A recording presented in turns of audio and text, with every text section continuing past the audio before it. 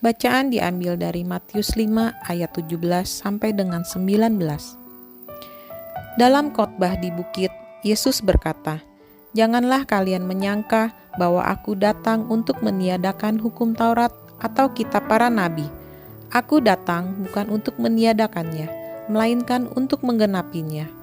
Karena aku berkata kepadamu, sungguh, selama belum lenyap langit dan bumi ini, satu iota atau satu titik pun tidak akan ditiadakan dari hukum Taurat sebelum semuanya terjadi.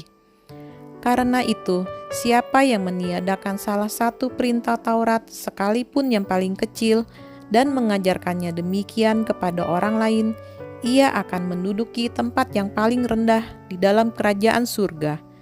Tetapi siapa yang melakukan dan mengajarkan segala perintah Taurat, ia akan menduduki tempat yang tinggi di dalam kerajaan surga."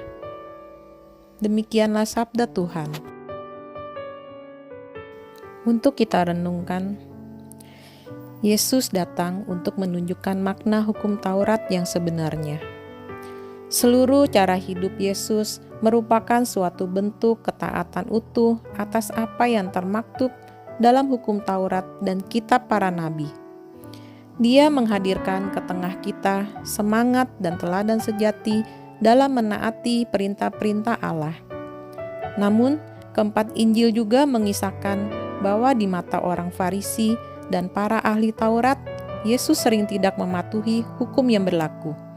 Mereka sering mengkritiknya karena tidak mematuhi perintah hukum Taurat dengan cara sebagaimana yang mereka yakini.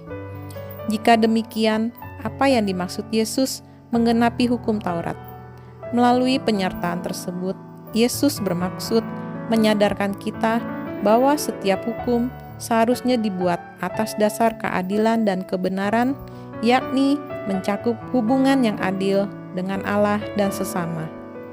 Titik tolak dari setiap hukum seharusnya adalah kehendak ilahi, yaitu kasih, sukacita, damai, dan keadilan.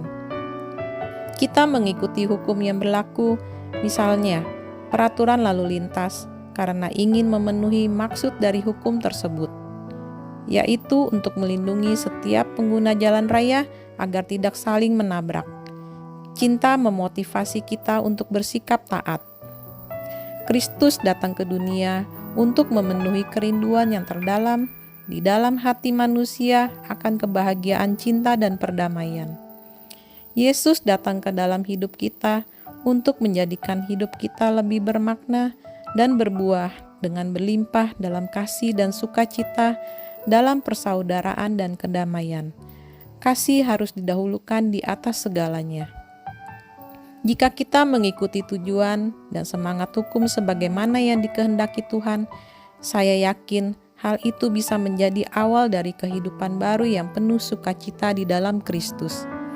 Memang sebagai manusia, kita tidak akan pernah secara sempurna menaati hukum-hukum yang berlaku. Namun setiap hari, ketika kita mampu mengasihi orang lain secara penuh dan tanpa pamrih, kita sesungguhnya sedang menggenapi hukum Taurat di tengah dunia.